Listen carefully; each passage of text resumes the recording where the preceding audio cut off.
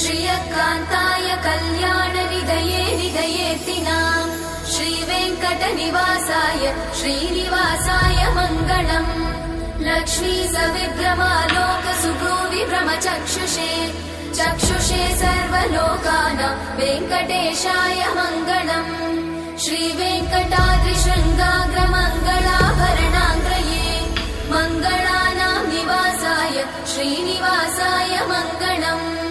सर्वावयव सौन्दर्य सम्पदा सर्वचेतसां सदा सम्मोहनायास्तु वेङ्कटेशाय मङ्गलम्।